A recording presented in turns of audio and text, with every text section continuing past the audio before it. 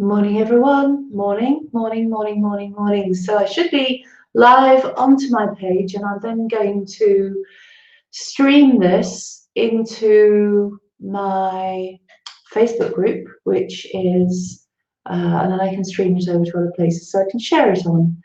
So today's day 18, and if you have been following any of the recordings that I've been doing, you'll know that I'm sitting with the days of Christmas. So today is the 18th of December 2020, and I have put up, I would say, not a video every day, but pretty much a video every day. And if you look back at the one we did yesterday, it was about these stages of change, which is to do with moving yourself from a position of being unconsciously incompetent through to a position of being unconsciously competent. And this applies to anything that we do.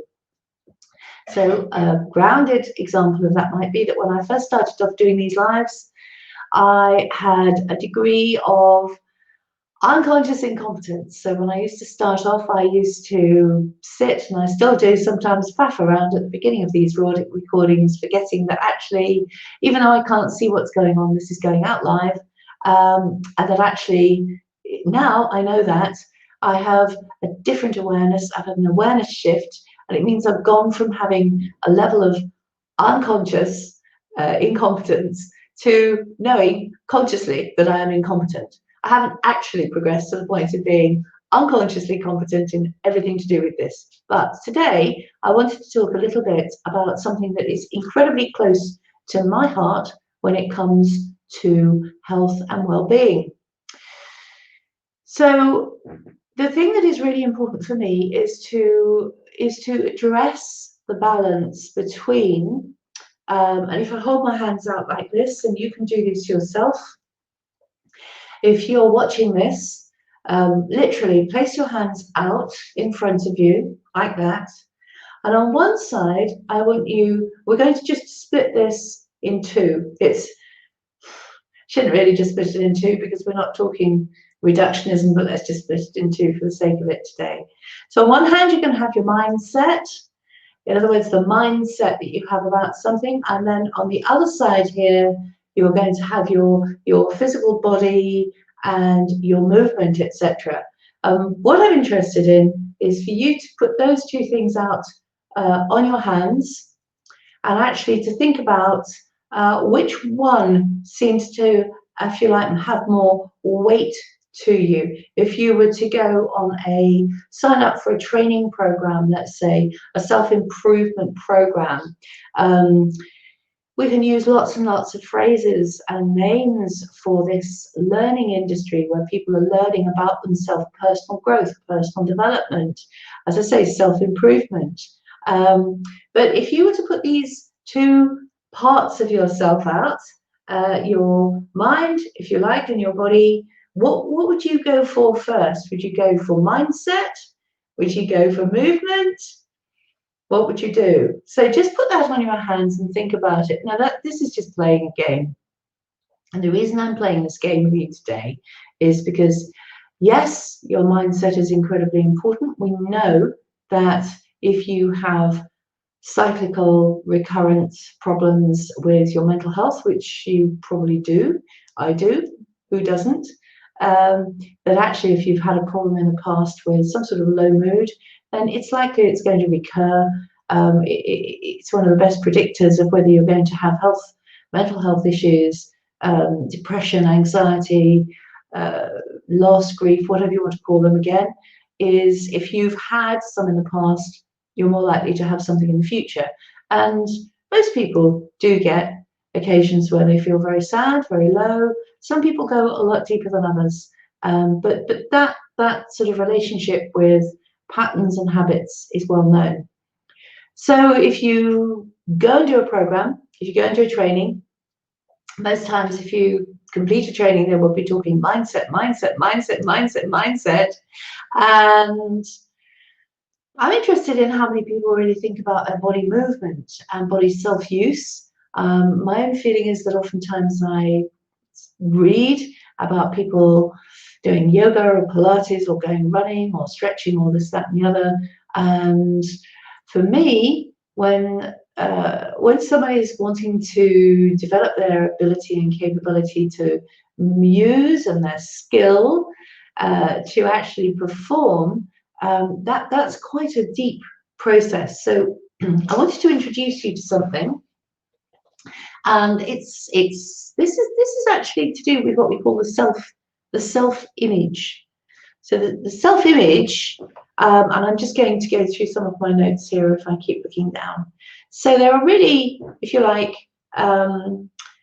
many elements of the self image. But if we think about the self image and we break it down, or you break it down into your body use, there are really 4 components when you come to create action. We talked about taking action and moving from a state of unconscious incompetence to a state of unconscious competence, which is a 4-stage process at least, and it's a repeating cycle. As soon as you get to a point of thinking you've got to a point of unconscious competence, you discover you're actually at a point of unconscious incompetence, because you discover there's a whole new level that you can go to that's deeper than that.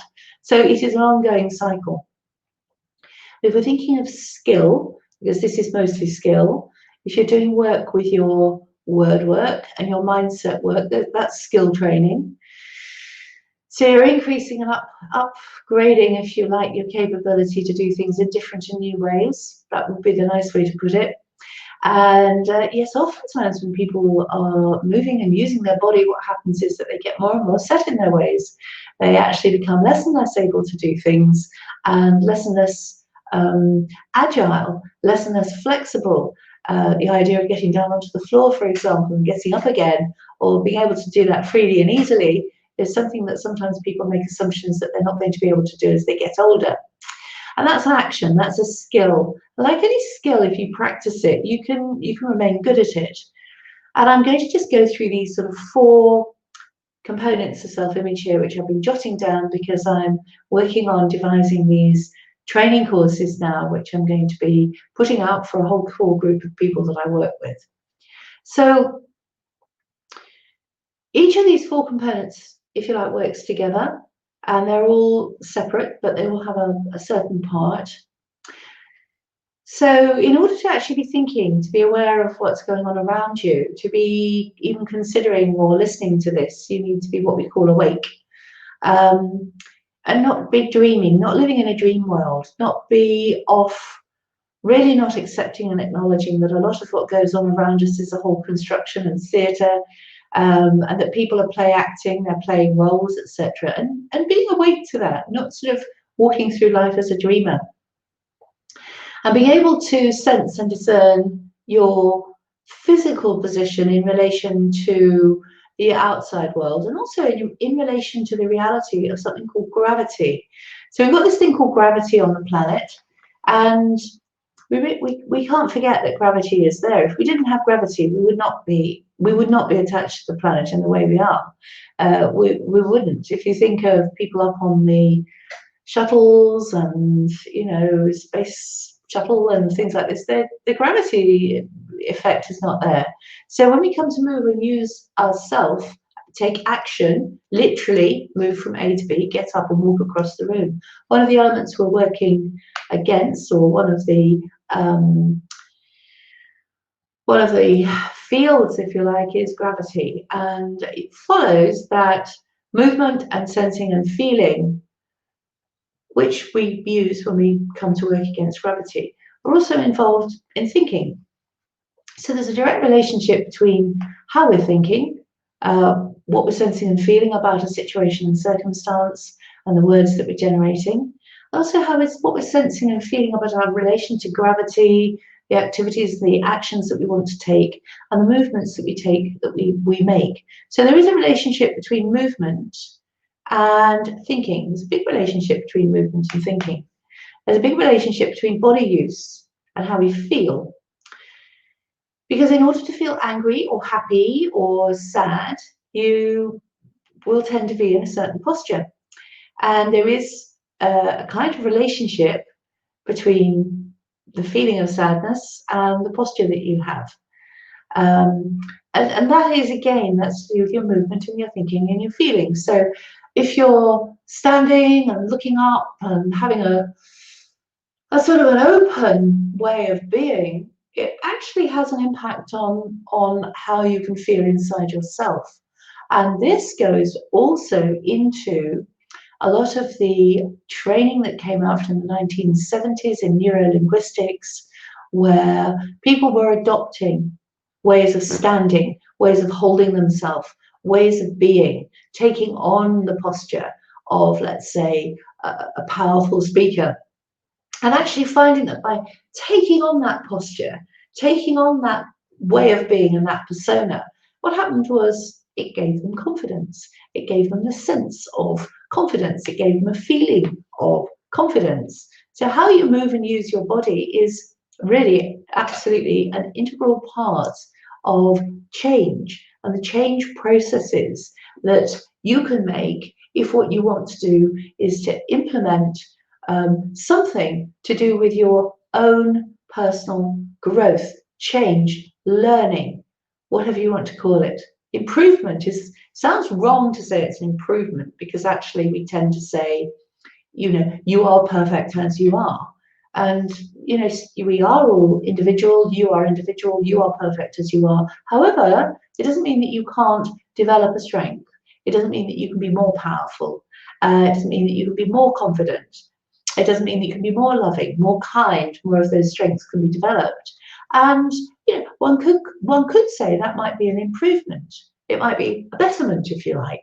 So it's up to you to choose what word you use. So the third point about movement is that in order to see or hear or touch, you've really got to be interested and be aware of something that involves you. So you've got to be interested. So there's got to be a level of interest. If you're functioning on a day-to-day and everything seems to be ticking along and everything seems to be working and there doesn't seem to be much reason for you to want to change, the deeper thing is you need to be interested in it. So having an interest in yourself, having an interest in who you are, how you present in the world, what it is that you want to achieve, what you think your mission and passion might be, is again, it's an important element of taking action. And that action involves how you think, how you speak, because speaking is an action. It involves movement. You have to move your mouth, your lips, your tongue in order to articulate the sounds. That is a form of movement. That is your thinking in action, if you like. And if you are interested, that is going to involve, as I say, how you move, how you feel, and how you think.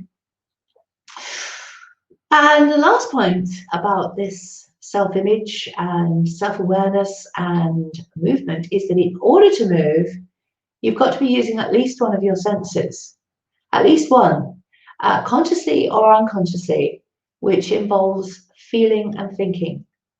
Now, this might be what we call interoception, where you're going inside yourself and you're sensing how you are swaying, let's say, on a surface, and you are changing your movement in relation to that feeling. It might be a feeling of danger, let's say, that causes you not to want to go into a room or not to want to go down or up a staircase. So your senses involved in your feeling and also your thinking. So if you think that someone is going to hit you or attack you, then the chances are you're swiftly going to take action and you're going to move to somewhere else, or you might find you freeze. So when one of these elements that we've talked about, being awake, being aware that your posture has an involvement with your movement, having some contact with your senses, and using your senses and being interested, if one of those elements becomes really small and it almost disappears, then it can mean actually who you are and how you're functioning can almost be endangered. So, for example, you're not able to sense that there might be something dangerous about somebody standing in front of you. then you might be putting yourself in danger. At the same time, it might be a danger to you to not move. So, we can balance those things, and you might say this is crazy, but just listen to what I'm saying. It's very difficult to survive in life if you don't move at all. Think about it. If you don't have any movement at all, it's really, really difficult to survive, because you need to be able to get yourself to and from, you need to be able to feed yourself. If somebody is paralyzed from C3, above C3, C3, 4, and 5 keep the diaphragm alive, approximately. So if you're paralyzed from C2, then you're probably not going to be able to move your body. If you're paralyzed from C3 or 4 down, it's going to be incredibly difficult for you to move anything bar just your neck and your head. So if you can't move, you really are in danger of dying. And when somebody has a spinal cord injury or has motor neurone disease or something similar, the fact that they can't move really begins to endanger their life, especially if they can't swallow, which is movement. When you swallow, that's movement, that's a muscular activity taking place, it's an action. So a lot of our keeping alive processes involve movement. And as I say, it's very difficult to survive for even a brief amount of time if you can't move. And, if you don't have any senses, if you were to be deprived of all of your senses, then your life would just about cease to exist. And without feeling any of these things, there is really virtually no drive to live. And if the feeling of it's like the feeling of being suffocated almost initiates us to want to breathe, but it is an unconscious response. If we don't have air coming, if we have too much air, oxygen in our system, then we can actually our unconscious can want to stop us from breathing, like having a panic attack. We're stopping. One part of us wants to stop breathing, another part wants to keep breathing. And that actually is a conscious trying to overrule the unconscious, saying that there is too much oxygen in the system. But equally, if you are feeling suffocated, then there is, you will fight to be free in order to try to get breath into you to stay alive. And without at least some minimum of reflex thought, even small animals, they can't live for very long. So those reflex actions are really important. So movement, this is why I wanted to bring this in today, because we're on day 18, we're on a journey, and talking about movement is an absolutely integral part of what I train, because so much of the work that people train when they're involved with improvement, personal development, etc., is mindset work. It's people say, well, you've got to get the mindset right. If the mindset isn't right, then nothing works. But if your body attitude towards your body and your body use and the way you use your body also isn't there, then you won't be successful. You have to do both. And this is something that I train, and I am pretty much a leader in doing this in the world. And even though you might be sitting thinking, oh, this is just Jill, she just witters on about stuff. I've been out here on Facebook land learning about what goes on with all of these different ways of working. And behind the scenes, I'm launching my new training institute. And this will actually be running trainings provided by experts, including myself. And these will be skill trainings. And they will be to enable people to move on from problems that they've had in order to have a better quality of life. So I hope this has been helpful and interesting. It's the end of day 18 today. So I'd like you to put a comment in below if you're a replay watcher. If you've been watching this live, then that's great. Have a lovely day. Look forward to seeing you again tomorrow. Bye.